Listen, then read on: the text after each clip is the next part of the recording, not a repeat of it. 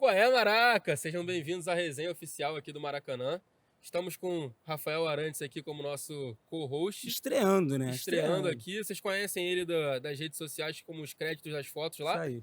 E um convidado muito especial, Leandro Ávila. Prazer receber você aqui, Leandro. Um cara que conhece bem o Pô, Maracanã, né? conhece muito um dos poucos que tiveram a honra de jogar em 4 grandes clubes do Rio de Janeiro, né, Leandro? Seja bem-vindo. Obrigado. Eu quero agradecer pelo convite. Pô, eu tive a felicidade, a honra de jogar no Maracanã. Acho que joguei aqui pelos quatro, né? Foi uma coisa que eu não planejei, mas que acabou acontecendo, que para mim foi de uma validade muito grande pelo aprendizado que eu tive nesses quatro times. Isso é legal, cara, que você falou assim, é realmente um dos poucos que passou aqui pelo Maracanã defendendo os quatro gigantes aqui do Rio de Janeiro. Pra gente, o Maracanã tem um valor especial, né? A gente brinca que o Thiago aqui construiu a vida dele, a família dele, sempre linkado com o Maracanã. Eu tô aqui sempre também com ele. Pra você, como é que foi voltar aqui, entrar, olhar para esse gramado, bater as primeiras lembranças? O que representa pra você estar aqui hoje? Pô, representa bastante coisa, né? Passa um filme na cabeça. Eu já tive a oportunidade de vir aqui assistir alguns jogos e sempre quando eu venho, passa esse filme na cabeça, né? Graças a Deus, mais coisas boas do que ruins.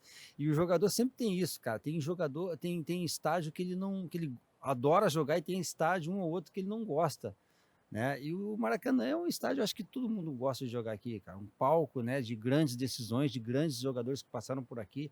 Então, sempre quando eu venho aqui é uma alegria muito grande. E o mais legal que a gente vê nas redes sociais aqui do Maraca é a galera falando, pô, um dia eu vou jogar, um dia eu vou entrar em campo. Então, tá vendo? Você pode falar com propriedade, assim, que assim como a galera gosta de estar aqui na arquibancada, né, tá ali dentro com a torcida apoiando. A gente conversou aqui nos bastidores do valor da torcida, né, que dá aquela força a mais que é o 12º jogador. Assim, é uma sensação diferente, né?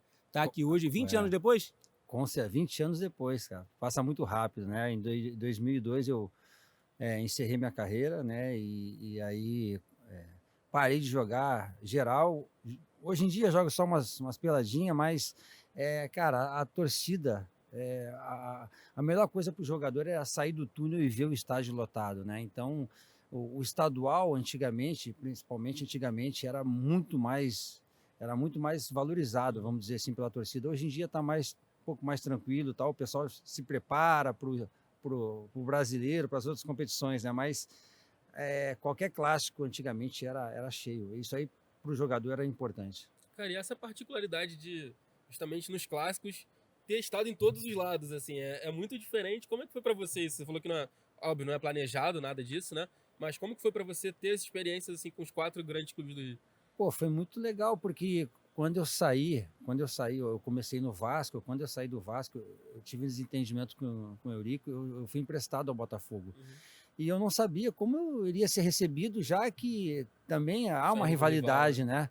Mas graças a Deus fui muito bem recebido. Da mesma forma, depois, eu ainda tive no Palmeiras, passei ao Fluminense, bem recebido. Quando eu vim para o Flamengo, eu falei, caramba, eu já joguei nas três, será que Aí pintou de novo aquela. Mas também fui bem recebido. Eu acho que o torcedor gosta de ver o jogador quando está comprometido, independente se jogue bem ou mal, o jogador quando está comprometido, acho que a torcida reconhece e passa a valorizar mais. E assim, uma coisa que é legal, o comprometimento, né? A dedicação. Você construiu histórias muito bacanas nos quatro clubes. Acho que no Flu teve uma passagem um pouquinho menor, né? Mas vamos fazer um passeio. Você já falou que começou pelo Vasco. Jogou com o Roberto, jogou com o Edmundo. Tem uma história muito bacana, porque tem aquele carinho, né? Que é o clube que você começou, que começou a escrever essa trajetória. O que você guarda assim, de bacana? Aqueles cariocas que você chegou aqui, levantou junto com a torcida, conquistou. Como é que é lembrar? Olhar lá para trás e ver isso tudo. Poxa, tem o lado bom e o lado não tão bom, né? Antigamente a gente pegava os gramados ruins, um campo enorme, outro pequenininho. Hoje em dia está padronizado, os gramados tudo bonitinho. Então, assim, a maioria dos jogos a gente jogava aqui no Maracanã, né? Quando jogava em casa, vamos dizer assim, né? Eu só jogava fora quando ia viajar, mas então era um privilégio muito grande poder jogar no Maracanã e a gente sentia realmente em casa, em qualquer equipe. E o lance da torcida sempre teve aquela responsabilidade grande que a torcida sempre cobrava, por ser times grandes, né? Então, quando estava na fase boa, era ótimo. Quando estava numa fase ruim, a torcida cobrava, você tinha que ter tranquilidade para poder respirar. Mas, graças a Deus, eu tive fase boa nos quatro. E esse tri carioca ali do Vasco, né, no início dos anos 90 ali, aquele time do Vasco tinha muita gente nova e mesclando com a galera que também já tava, tipo, o Roberto já mais um pouquinho no fim de carreira, né? Como que foi pra você entrar naquele time, ter o Roberto ali, ter também outros grandes jogadores que estavam surgindo e começando a crescer também no futebol? Cara, não foi fácil, não foi fácil. O time no meio-campo, o time todo do Vasco era muito bom, mas no meio-campo ali onde eu jogava, tinha Luizinho, tinha Giovani, tinha Carlos Alberto Dias, William, Bismarck. E quando a gente foi campeão da Taça São Paulo de Júniors, quando eu voltei pro Rio, eu achei assim, pô, eu já tinha estourado a idade, eu falei, pô, vou subir, Uhum. vou subir. Só que quando Paulo Anjoni me viu e falou, Leandro, a gente vai te mandar emprestado ao Americano de Campos para você ganhar uma experiência. E eu pensei assim, poxa, é uma maneira gentil dele dizer que não quer ficar comigo. E aí o Vasco fez um acordo lá e mandou vários jogadores para lá, porque o elenco do Vasco estava inchado, e tinha jogadores subindo ainda. Então foi uma leva para lá. E chegando lá, não era aquilo que eu esperava. Poxa, o hotel era bastante ruim, que botaram a gente para morar. O meião não subia, tinha que amarrar com barbante. Essas coisas aconteciam antigamente, principalmente em times menores, né? E aí eu não estava feliz e acabei ficando 1 mês e meio lá, não aguentei, peguei minhas coisas e vim embora. Cheguei em São Januário do nada. Eu lembro que o doutor Eurico olhou para minha cara, ô garoto, o que você está fazendo aí? Pô, você largou lá, você tem contrato? Eu falei, doutor, eu sei que eu estou errado, mas eu não quero ficar lá não. Quero ter uma oportunidade aí, se o senhor não quiser, me empresta para outro lugar. Aí ele me disse uma meia dúzia de palavrão lá, me deu uma dura, né, que era normal, era garota ainda, peguei e fiquei dando volta do campo, treinando meio que separado, junto com os jogadores, mas não treinava o coletivo. Daqui a pouco, você vê como é que são as coisas. Uma coisa errada que eu fiz, acabou que, mas que o meu coração mandou, acabou que me abriu as portas ao profissional. Machucou o Ayup num treinamento, que era reserva do Luiz Carlos Vinck, que era o lateral direito. E aí o Alci Portela, que era o auxiliar, falou assim, Leandro, quebra um galho lá de lateral direito. Pô, era tudo que eu queria. Por mim, eu ia até de goleiro, cara. Eu queria uma brecha para o pessoal me ver, né? E aí eu fui de lateral, cara, e Deus me abençoou. Acabei fazendo 2 gols no coletivo, um na quarta-feira e um no coletivo de quinta. E eu nunca fui de fazer gol, cara. Aí o Nelsinho Rosa, que era o treinador, falou assim pro Alci Portela, pô, quem é esse lateral? Ele falou, não é lateral não, é volante, é o Leandro, tava nos juniores, foi emprestado aqui pro Americano de Campos, mas não quis ficar e tá aí com a gente. Aí ele começou a me observar. Naquela época tinha campeonato de expressinho, né, sub-23 hoje, Aspirante, né? jogava contra Bangu, contra Madureira e tal, e ele começou a me observar. Daqui a pouco machucou o Flávio, que era um volante alto que jogava com o Luizinho, ele me buscou lá e me botou direto, entendeu? Foi aí onde eu consegui me encaixar e graças a Deus não saí mais. Tá vendo? Muita gente nem espera, né? A gente acha que é tudo muito planejado, o cara já tá olhando, mas não, é o que você falou. Bateu no coração, vou voltar e deu Justamente, super certo. mas assim, você tem que ter um pouquinho de sorte também. Sim. A sorte eu acho que acompanha.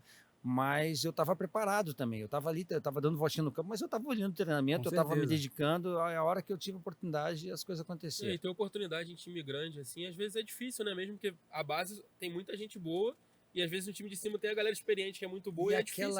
Justamente, aquela época era diferente. Quem era mais valorizado era o jogador experiente. Pô, o jogador que estava subindo não tinha muita moral, ficava meio que largado lá esperando uma brecha. Hoje em dia não, hoje em dia que eu digo é de uns 10, 15 anos para cá, o pessoal quer forçar o jogador, né, de subindo, que é para valorizar e talvez tentar vender. Então, era muito difícil aquela época. Deixa eu fazer uma pergunta. Recentemente a gente se despediu aí do Dinamite, né, que é o maior ídolo da história do Vasco. Você teve a oportunidade de estar ali por ele. Assim, nesse momento tão triste, né, de dar esse último adeus a ele, a gente viu quantos jogadores tiveram ali, o carinho de tanta gente para ele pelo Brasil inteiro, pelo mundo inteiro. Como era a relação com vocês ali? Você que era mais novo, ele já estava numa reta mais final de carreira. Tinha muito papo, tinha muito conselho? Como é que era essa relação? Pô, o Roberto recebeu a gente de braços abertos, cara. Ele era o craque do time, né? O jogador, já que a gente procurava se espelhar nele, né? Não só dentro de campo, mas fora, por ele ser a pessoa que foi.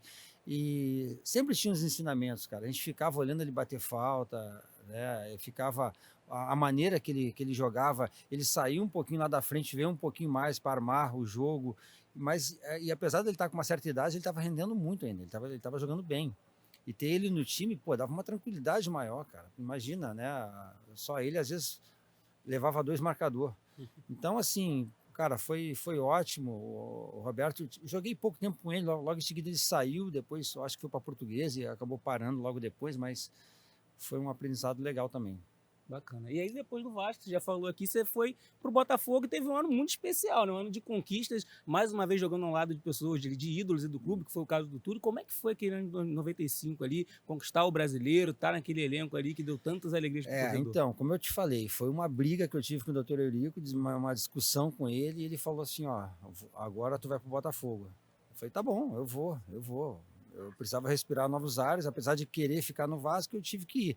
Como na época não tinha Lei Pelé, a gente era funcionário do clube, a gente tinha que ir para onde o clube vendia, para onde emprestava. Hoje em dia acaba o contrato, você está livre, né?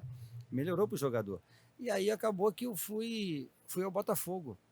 E assim, eu não tinha muita aspiração de ganhar nada naquele ano, porque o Botafogo era um time assim que na época, apesar de ter bons jogadores, tinha tudo para dar errado. Não fez a pré-temporada com todo mundo. Eu cheguei na terceira rodada. Se eu não me engano, o Donizete, o Gonçalves chegaram também já na primeira rodada. O salário atrasado 3 meses. O Autuori era um treinador que ninguém conhecia, era uma aposta. Então, assim, tinha tudo para, sabe, dar errado. E acabou que as coisas foram acontecendo, o time foi encaixando, o Autuori foi mostrando a capacidade dele, tinha o time na mão. Quando chegou lá pela 10ª rodada, a gente sabia que a gente tinha condição de chegar, não sabia que ia ser campeão, mas sabíamos que tinha condição de chegar pela qualidade do time. E, cara, deu liga e acabou que deu tudo certo. Se eu não me engano, acho que você foi eleito também o melhor volante daquele ano do brasileiro, né? Isso, eu ganhei a bola de prata. Foi um ano especial para você, assim, Foi, individualmente? Foi, com certeza. Apesar de ter algumas... A gente tinha ali desentendimentozinho entre o Túlio e o Gotardo, né? Mas dentro de campo os dois eram muitos profissionais, eles sabem, o resto, todo mundo se dava com todo mundo, o time era bastante unido, e para mim ter ganho aquela bola de prata, pô, foi maravilhoso, né? Porque era outra coisa que eu também não esperava e acabou acontecendo. Acho que é uma coisa legal que você falou, respirar novos ares, acho que na vida inteira é sempre importante, mas no futebol também vale muito, por mais que não fosse seu objetivo naquele momento, a transição de chegar onde você queria estar, num desafio novo, você vê que era um cenário que a gente não sabia muito bem o que ia acontecer, quando chega no fim do ano, tudo dado certo, conquista, prêmio individual, coletivo, como é que foi a sua sensação de olhar para trás e falar, cara, era o que eu estava precisando, valeu a pena, dá um gás a mais? Com certeza, dá um gás a mais. E eu já sabia que eu tinha um acordo para eu voltar para o Vasco quando acabasse o campeonato, ganhando ou perdendo. Aí ganhou, eu voltei um pouco mais valorizado e acabou que eu queria ter ficado para disputar a Libertadores, mas né, não deu. Cara, mas aconteceu aqui mesmo no Maracanã uma das coisas mais emocionantes da minha vida, porque quando eu voltei para o Vasco, a torcida do Vasco já gostava de mim. A torcida do Botafogo aprendeu a gostar de mim por causa deu tudo certo no ano de 95. Então, teve o primeiro Vasco e Botafogo, acho que logo em fevereiro. E aí a torcida tinha como praxe gritar o nome de cada jogador no início do jogo, né? Eu lembro que o Maracanã não estava lotado, mas tinha bastante gente. E aí começou a gritar desde lá do Carlos Germano. Quando chegou no meu nome, a torcida do Botafogo do outro lado começou a gritar também. E aí eu não sabia para que lado que eu olhava, pô, eu fiquei todo arrepiado. E foi um negócio bacana que eu gravo muito do Maracanã até hoje, né? E tá na minha cabeça, eu tenho alguns familiares que estavam presentes que lembram isso até hoje também.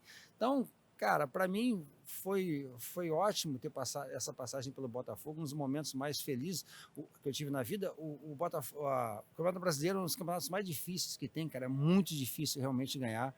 Eu não sei como a gente conseguiu, não foi fácil. E está longe de ser talvez o mais organizado, mas com certeza eu acho que é o mais difícil. E aí você falou aqui de Vasco e Botafogo, semana que vem a gente tem Vasco e Botafogo aqui no Maracanã, quinta-feira. E antes do Vasco e Botafogo, a gente tem Vasco e Fluminense domingo. Mais um clube que você passou aqui, que você defendeu. Você já falou que foi um momento mais complicado, né? Mas assim, guardam coisas boas também, mesmo passando por toda dificuldade, não sendo de repente o cenário que você esperava. Como é que foi no Fluminense ali aquele período? O Fluminense foi o seguinte, eles me compraram do Palmeiras, eu estava lesionando muito no Palmeiras, uma lesão de pubis que eu tinha, e eu não conseguia melhorar. Então eu jogava 1, 2, 3 jogos, ficava 3, 4 jogos de fora. Aí tratava, não conseguia melhorar, até por causa do clima, lá era muito frio, doía mais ainda o pubis. Aí o presidente fluminense na época me ligou, pô, eu preciso que você venha para cá. Eu joguei aberto para ele, ó, eu não tô legal, eu tô precisando fazer tratamento. Não, eu tô sabendo já, a gente te trata aqui e tal. Insistiu, eu vim pro Rio. Aí chegou no Rio, tratei, realmente melhorei. Só que na época o Fluminense eu tava, vamos dizer assim, no time certo na hora errada. Porque começou a atrasar salário, já estava atrasado quando cheguei, pô, e chegou a 6 meses de salário. Nunca tinha acontecido isso. Eu lembro que na época o celular valia até um dinheiro, você negociava, vendia a linha, e quem tinha uma, duas, vendia uma, tal. Cara, foi complicado para jogar. E, na época, eu acho que era a MTV e a Oceânica, que era a patrocinadora, e, cara, deu tudo errado, tudo errado. O time não era ruim. A gente tinha o Paulinho McLaren vindo, era o artilheiro do brasileiro, veio. O Nélio veio do Atlético Mineiro na época. Você tinha Nonato, que era do Cruzeiro, tinha Paulo Roberto também, que foi do Vasco, do Cruzeiro, do Grêmio. O time era bom, mas ninguém tinha cabeça para jogar.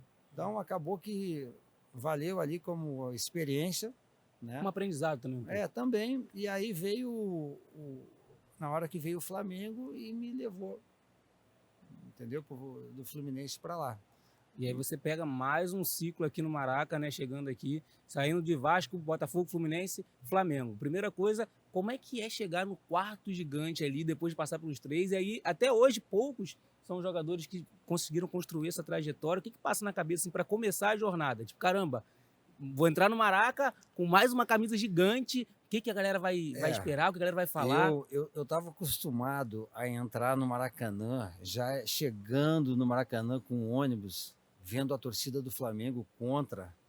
Poxa, era horrível, cara. Via aquela massa do flamenguista chegando e você tinha que ter muita personalidade para jogar contra, para encarar, porque a torcida faz a diferença. O jogador sente, se o jogador não tiver personalidade, ele sente. E aí eu falei, poxa, agora eu vou ter a oportunidade de jogar a favor dessa torcida, né?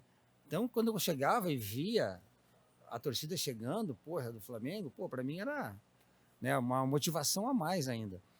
E aí eu fui muito bem recebido, como eu te falei. Logo em seguida, quando eu cheguei, eu tive uma lesão de joelho. Eu tive que operar o joelho, tive uma infecção hospitalar. E aí eu fiquei 9 meses parado. Era para ficar um mês, fiquei 9.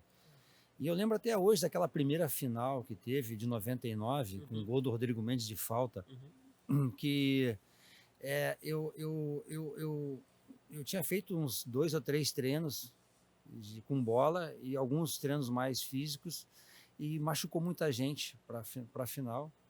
E o Carlinhos chegou até mim, que era o treinador, e falou: Leandro, eu preciso que você jogue. Eu falei: Carlinhos, eu não estou nem, eu acho que 50%, 60%. Ele: não, mas aí se eu não jogar, eu vou ter que botar um garoto dos juniores. E aí eu peguei e falei: não, eu quero jogar, mas tem que me dar um desconto e tal. E ele acreditou em mim e me botou para marcar o Edmundo ainda, cara. Eu voltando de lesão com dor ainda. Acabou que deu tudo certo e, assim, começou já bem para mim, sabe? Apesar de eu ter ficado 9 meses parado, começou bem e ali eu vi que eu podia jogar mais um tempo. Eu tenho minhas memórias de mais jovem desses jogos aí tudo, mas a gente foi olhar, né, algumas coisas para falar com você e acho que nesse jogo você ganhou nota 10 de Jornal dos Esportes, uma coisa assim, que é aquela questão de nota e tudo mais. Então foi realmente um jogo que você se destacou bastante e tava desse jeito, né? Não tava 100%. Então, cara, eu acho que foi o jogo que eu mais chorei, assim, pela conquista. Porque tinha uma conquista pessoal minha que eu não sabia, eu podia entrar, sentir dor e não jogar mais. Porque, cara, o que eu sofri nesses 9 meses por causa do joelho, cara, dá para ficar contando uma história aqui de uma meia hora só de problema de joelho, cara, que me deu. E assim, eu realmente era um ponto de interrogação. Eu não sabia se eu ia aguentar jogar. A princípio estava para, não, ver se você vai aguentar 45 minutos. Acabou que eu aguentei o jogo todo, logicamente com um pouco de dor, né? E algumas bolas ainda, eu senti que eu cheguei um pouquinho atrasado. Mesmo assim, o pessoal me deu uma nota legal, acho que sabendo já que eu não estava bem e consegui me superar, o pessoal acho que acabou me dando uma nota boa, mas foi uma emoção muito grande para mim, eu chorei demais, comemorei muito aquele título. Você falou que logo no primeiro já teve esse valor todo, essa emoção toda. Aí no Flamengo você teve o Tricarioca, teve o Mercosul, teve Copa dos Campeões. Dessas conquistas, assim, qual que marcou de verdade? Assim, essa realmente a primeira ou você foi tendo cada uma aí com aquele gostinho especial? Então, essa primeira marcou pela questão pessoal minha, mas aquele gol do Pet, Sem Aí, dúvida, cara. Já até antecipou aqui as pautas do dia. Sem, né, não, aquele gol do Pet, cara, se você quiser falar depois, a gente pode falar 2000 primeiro, mas aquele gol do Pet, cara, a maneira que foi, né? E a gente tinha um trunfo a mais, que a gente queria ser tricampeão. O Vasco, se fosse o máximo, ia ser campeão. A gente queria ser tri. E aí, cara, a maneira que foi, eu lembro de alguns torcedores do Flamengo já indo embora, já tinha 43, né? Aí a torcida do Vasco gritando é campeão, campeão. Cara, e a gente acreditando até o final, porque a gente sabia que um golzinho a mais nos dava. E aí eu lembro que eu peguei na bola e joguei no Edilson. E mesmo o Edilson estando marcado, eu sabia que ele dava um toquinho de lado, ele tinha facilidade de girar. Foi quando ele sofreu a falta. E apesar da falta estar um pouquinho longe, né? O Pet sempre treinava muito bem falta. E ele já tinha batido umas 2 ou 3 faltas mal no jogo, né? E acabou que ele bateu, fez aquela pintura, né? Eu fiquei ali atrás, a bola parecia que ia para fora.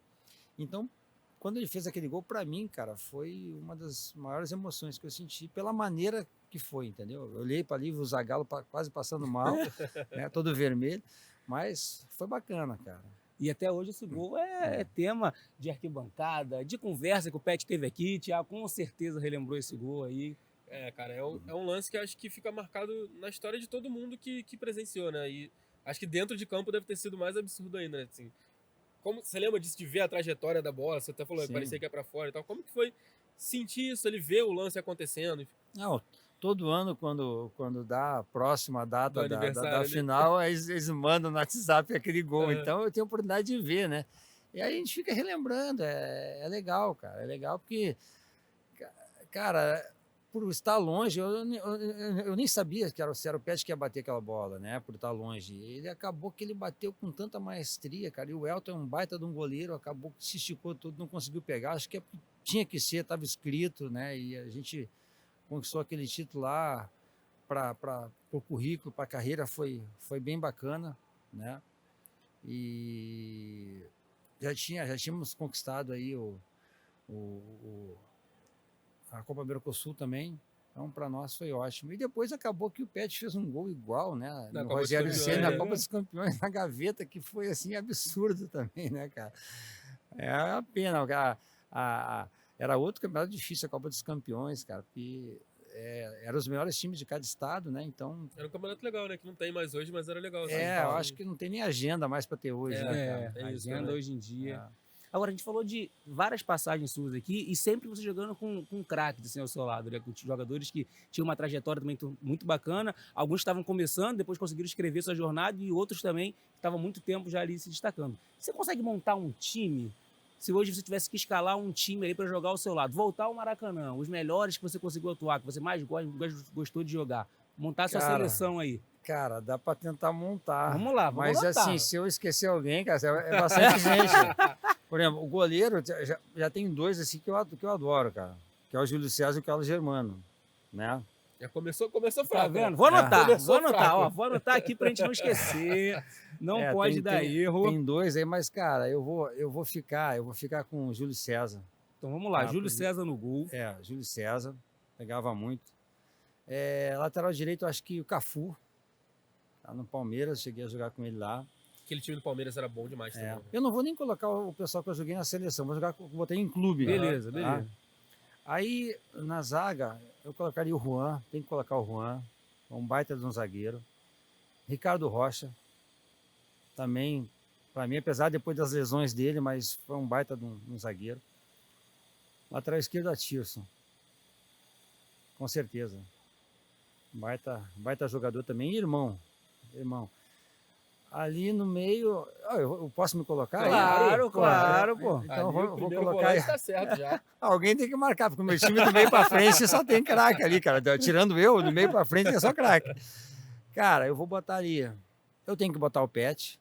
Pet, para mim, cara, foi um dos melhores jogadores que eu joguei. Um baita de um jogador. Agora para frente eu não sei como é que eu vou armar, cara, porque só tem atacante. Mas eu vou botar ali, ó, Edmundo, Bebeto e Romário. Acho que falta um, né? Falta Tá um. Falta um no meio ali, né? É. Pois é, esse um aí, cara, que eu... Pô, vocês podem me ajudar aí. Botar Tem- alguém pra marcar contigo? Alguém pra sair Com um um ataque pouquinho mais? desse, com um ataque desse, dá pra botar uma segurança ali, fala, vem comigo aqui, me ajuda. Pois é, cara. Eu não, pois é. Não, mas eu acho que eu vou botar. Talvez ali. Pô, tem tanta gente, cara. Me ajuda aí, me ajuda O aí. último. No meu coração, a dupla Leandro Ávila e Beto é impressionante, assim. Porque aquele time ali me marcou. Então, Aí não, então põe Beto. dupla põe Leandro Beto. Ávila e Beto. E quem comanda? Quem é o técnico dessa Boa. seleção? Porque é seleção de verdade, Isso né? aí esse time aí é. Zagalo. Então, Tem ó, vários treinadores também boas. Tive a oportunidade de trabalhar com grandes jogadores, grandes treinadores, mas o Zagalo, pra mim. Então, a galera de casa, olha o time do Ávila. Júlio César, Cafu, Juan, Ricardo Rocha e Atirson. Leandro Ávila e Beto. Dica aqui do nosso Thiago. Pet, Edmundo, Bebeto e Romário e Zagallo comandando. Tá bom, hein? E você falou que não era uma seleção, rapaz? Ah, aqui fiquei até na dúvida. Esse Ainda time mais com é- essa dupla aí, cara, de Bebeto e Romário, pra mim foi uma das melhores duplas que eu vi, né? Porque desde 94, poxa, tanto quanto jogavam junto, quanto jogavam separado Sim. também, resolviam, fazia gols e decidia jogos. Eu sou fã dos dois. A gente falou um negócio aqui legal nesse momento de montar o time, que é o estilo do volante, né? Antigamente, o volante ele tinha aquela missão mais do que nunca de marcar. E muitas vezes você jogava ali sozinho, algumas formações e um time mais ofensivo. Hoje a gente já pega um estilo um pouquinho diferente, né? A gente pega o volante que marca muito bem, que sai jogando, uma dupla que um faz aquele papel do primeiro volante, já segura mais o jogo e o segundo já dá um apoio maior. O que você vê de diferença hoje no geral, assim, do Cara, cenário? mudou bastante. Naquela época, como você falou, o volante tinha que ser o cão de guarda. Não tinha como subir, porque os meias, os atacantes não marcavam. Então sobrava para o volante. Se o volante subisse, dava uma brecha ali atrás, tomava um contra-ataque. Então o volante tinha que fazer a proteção à zaga e ao mesmo tempo a cobertura dos laterais, que os laterais apoiavam também. Não tinha como subir.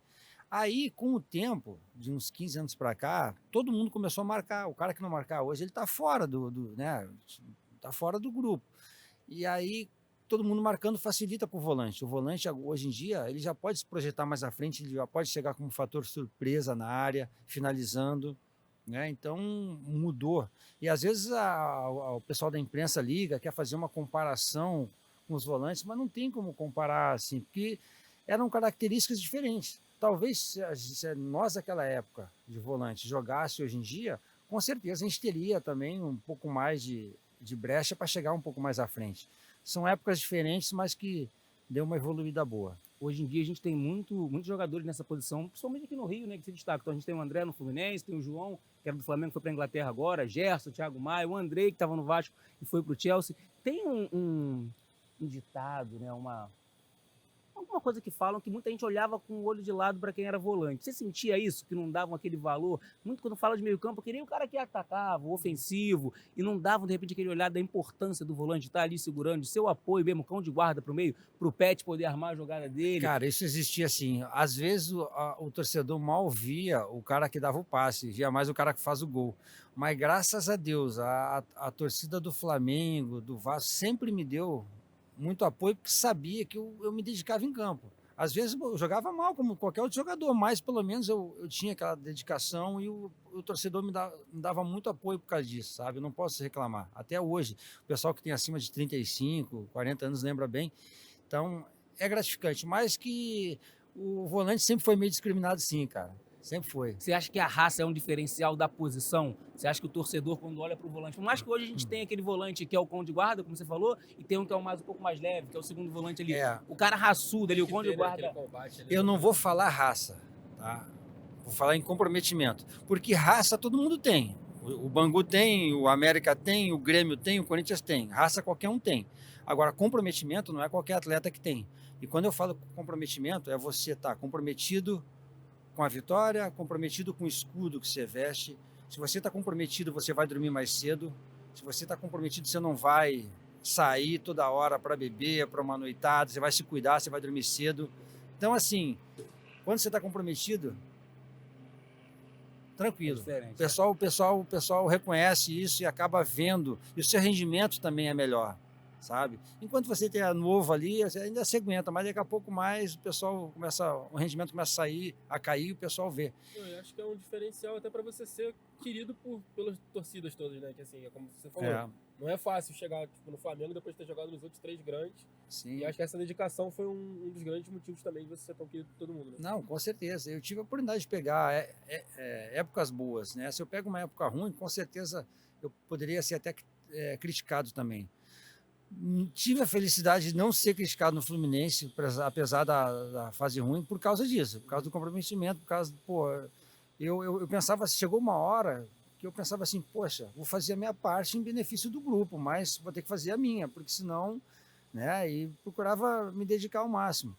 Para você ter uma ideia, quando o jogador está comprometido, por exemplo, eu sou o volante, eu estou vendo que o meu lateral está levando nas costas, eu tenho a obrigação de ajudar ele. Se tiver comprometido, vai ajudar. Agora, é muito cômodo para o jogador, eu estou aqui na minha, estou bem aqui, tal, fazendo a minha de volante, faz vista grossa, entendeu? Isso às vezes acontece, cara. Então, assim, é importante o jogador estar focado naquilo que ele quer, entender o que um escudo de um Fluminense, de um Vasco, de um Flamengo, de um Botafogo representa e se dedicar àquilo. Acho que é mais ou menos para isso, ser profissional e honrar a camisa que está vestindo. Fazer uma pausa aqui também para agradecer a Santa Forneria, né? Que está sempre com a gente, fazendo nossos quitutes, dando uma força aqui. Eu vou até beber uma água aqui, que a minha amiga da nossa forneria Pô, trouxe. Porque o próximo tema, você fez uma história muito bacana aqui no Brasil, no Rio especialmente, você também teve oportunidade lá fora. Um dos clubes que você passou foi o Al Hilal, que recentemente aí disputou a partida semifinal do Mundial de Clubes com o Flamengo, acabou vencendo. Você acompanhou o jogo, muita gente tem falado, e aí tem o lado torcedor que fala, pô, caramba, não aceito perder, e tem outro cara que fala, pô, foi um jogo, né, que teve mais oportunidade para um lado, outros reclamam de arbitragem, enfim. Deu Al Hilal, você acompanhou o jogo, o que você achou, o que você viu, e o que você viu de diferença, assim, mais acompanhando o jogo, daquela sua época da passagem lá atrás para o time hoje? Cara, eu cheguei a passar pelo Al Hilal, já no finalzinho de carreira, já estava com o joelho meio ruim. O futebol lá não era totalmente profissional, tá? Os jogadores, a maioria dos jogadores trabalhavam durante o dia, jogavam, treinavam durante a noite, né? Hoje em dia, de uns anos para cá, melhorou bastante. A Arábia Saudita contratou muitos jogadores de fora e o Al Hilal realmente o melhor time de lá. Já visto que a gente comentava agora nos bastidores aqui que o Al Hilal foi base da seleção árabe, né, na Copa, ganhou até a Argentina. E então eu já sabia que não ia ser um jogo fácil, né? E quando a gente começa, o torcedor, o outro, a pensar no Real Madrid, o jogador, no fundo, ele sabe que ele tem que pensar primeiro no Al Hilal. Então, tem que ter muita calma, porque eu sabia que não ia ser, todo mundo sabia que não ia ser um jogo fácil. Alguns torcedores só que pensavam que ia ser fácil, mas ainda tinha o agravante na Copa só ter árabe, e ali no time do Al Hilal já tinha alguns jogadores de fora que incorporaram o grupo e que se tornou mais forte ainda. Então, o futebol a gente sabe que tudo pode acontecer. E não tem espaço para erro numa final. Aquilo ali praticamente é uma final, né? Não tem espaço para erro, você erra, você paga pelo seu erro. E aí o Flamengo não fez um bom jogo, acabou tendo depois um jogador a menos, né? O Gerson se envolveu naquela situação ali, que para mim foi pênalti. O juiz poderia não ter dado? Poderia não ter dado. Mas, cara, deu uma beliscada, o jogador aproveitou, caiu e eu acho que tinha que ter um pouquinho mais de tranquilidade nessa hora, né? E infelizmente acabou acontecendo. O Flamengo tinha time para ganhar, não tenha dúvida. Não fez um bom jogo e acabou pagando por isso. E aí é uma coisa que a gente fala assim, você falando, tinha time para ganhar e tem um time muito bom, né? Acho que são fases, são momentos, super normal também. O cenário do futebol brasileiro hoje, principalmente do time carioca, né? Então a gente tem o Vasco voltando para a Série A, se reformulando ali, pensando em como se manter e, claro, também olhando para a conquista. Não tem como falar que não vai tentar alguma coisa, que o clube não tem esse pensamento. O Fluminense, que já tem se destacado, ano passado fez uma temporada muito boa. Libertadores de novo. Com certeza. O Botafogo, que se reforçou no passado, também conseguiu alcançar uma estabilidade bem, tem evoluído. E o Flamengo, que nos últimos anos é um dos destaques assim, nacional, né? Como é que você vê assim, no cenário Campeonato Brasileiro que vem aí em abril, a galera tá ansiosa, mas esses 4 grandes do Rio e também os outros clubes, tem Atlético Mineiro, tem Palmeiras, que é uma das grandes potências aí, acabou de ganhar também do Flamengo. Como é que você espera ver esse ano? Eu acho que a gente tem uns 2 a 3 times aí um pouco mais acima da média e o restante mais equilibrado, né? Mas, assim, a melhor coisa para nós, o ano passado, foi ver os estádios lotados, cara. Aqui no Rio, principalmente. Pô, você vê o Botafogo lotando o Engenhão, vários jogos cheios. Eu tive a oportunidade de ir em 2 ou 3 jogos. O Fluminense e o Flamengo lotando aqui o Maracanã, o Vasco lotando São Januário. Cara, isso é bacana, porque há quanto tempo a gente não via isso no futebol, né? Às vezes a gente via um que estava melhor, que lotava, os outros não estavam tão bem. E acho que o torcedor está começando a acreditar novamente, os clubes começando a se reforçar. Então eu tenho uma expectativa esse ano boa aí para o brasileiro. Eu acho que os times cariocas não vão passar vergonha, como passaram em anos anteriores. A tendência é estar ali disputando, mas sem dúvida nenhuma, a gente tem aí Flamengo um degrau acima, Palmeiras, o Atlético Mineiro, como você falou, é um time que incomoda bastante. E bem reforçado também esse ano, Atlético Mineiro. Pois é. Então, assim, não tem como fazer uma previsão, mas eu tô esperançoso aí que o futebol carioca cresça novamente. Então, olha só, antes da gente chegar nos acréscimos, que eu sei que tu gosta muito, aquele bate-bola final, a gente falou muito de torcida aqui, né? Se você fosse olhar lá para trás e pegar um momento curioso de torcida, a gente já falou um aqui nos bastidores, vamos ver se ele vai repetir esse. Um momento curioso que você dentro de campo fala até hoje, lembra assim, cara, aquele jogo que é torcida, seja do Vasco, do Flamengo, Fluminense, Botafogo, Palmeiras, enfim, mas tem que ser aqui no Maraca. Algum momento, algum jogo que você lembra, olha para aqui, para a bancada do Maraca e fala, cara, naquele jogo a torcida... Realmente são dois. Uma daquela que eu te falei aqui, que foi De cantarem seu nome? Cantarem Meu Nome, que para mim foi um dos momentos mais emocionantes da minha vida. E o outro, a torcida do Flamengo vai lembrar bem que em 2000, na final contra o Vasco, eles combinaram de trazer uma cornetinha. Todo mundo trouxe uma cornetinha. Quem não trouxe, vendia aqui, estavam dando. Cara, quando o Vasco tocava na bola, a torcida do Flamengo começava a apitar a corneta, que era ensurdecedora. Isso atrapalhou, com certeza, o time adversário. E a gente tomava proveito disso, de dar pressão e fazer a marcação e já sair por jogo. E aí a cornetinha cessava um pouco. Cara, isso aí pra gente foi uma ajuda imensa. Imensa, que ficou marcada. E aconteceu aqui no Maracanã. Então, galera, vocês já viram que faz a diferença, né? Apito, cornetinha, ajuda a galera, muito, né? vocês são o 12º jogador, não tem jeito. Aqui, então, no Maraca, é diferente. Faz a diferença, cara, pode acreditar. Vamos pros acréscimos? Agora vamos para os acréscimos, né? O último quadro que a gente tem aqui, que são algumas perguntinhas rápidas, uma coisa ou outra. Bate-bola. Bate-bola, são 4 perguntinhas só, para você escolher um ou outro, tá? Tá. Então, a primeira é que você preferia roubar a bola dando carrinho ou aquele desarme em pé mais tranquilo? Não, se você dá o carrinho, você tá atrasado. Já começa por aí. Você já tá posicionamento errado. Eu prefiro roubar a bola em pé. É a com classe, certeza. hein? É, Tá vendo? É. Agora, um assunto que até a gente nem falou muito aqui. Você, obviamente, tem toda a sua carreira como jogador e também teve um lado que você foi um pouquinho para ser auxiliar, para ser técnico e tudo. O que é mais difícil? Jogar ou comandar? Pô, comandar. Porque você comandar a cabeça de um monte de jogador é complicado. Você, quando joga, mesmo você jogando para o grupo, você depende de você ali. Se você está se dedicando, se você está, né, fazendo a sua parte em benefício do grupo, tá tranquilo. Mesmo que o grupo não seja campeão, você está tentando ir para um outro lugar. Então, com certeza é mais fácil jogar. Vai com as outras duas aí. Gol do Pet ou gol do Túlio? E aí? A falta ou o título? Esse é o título, mas e aí? Não, mas peraí, tá? Tem 2 pesos aí. Ah! Um no Campeonato Brasileiro e do Campeonato Estadual. E aí? Pô, em termos de emoção, agora eu vou te complicar. Tá vendo? Em termos de emoção, gol do Pet. Em termos de valor, para mim, gol do Túlio, porque, pô, o campeão brasileiro é Se campeão saiu brasileiro. bem, claro, se foi saiu bem, bem, foi saiu bem. Agora a última. Essa última é difícil. Essa também. última aqui eu não ia saber responder, não. É difícil. Ah, eu também não vou. Romário ou Edmundo? Dentro de campo ali. Não, cara. Muito polêmico, muito polêmico. Você diz o quê? Pra Jogar com você, não. Nem jogar comigo? Muita gente vai achar e perguntou pra saber quem é melhor. Não, Não, pra jogar. Você botou os dois na tua seleção. Botei. Cara, eu acho que os dois são craques. Os dois resolviam os jogos. Mas o Romário... Romário é Romário, cara. O Romário, pra mim, foi melhor. Foi o melhor que você jogou, talvez? Que eu joguei, talvez sim, cara. Talvez sim. Joguei, eu não quero esquecer de ninguém, mas alguns outros que até poderia estar melhor, mas eu não joguei. Então, o Romário para mim foi um cracaço de bola. Assim como o Edmundo foi também, mas o Romário acho que está um degrau acima.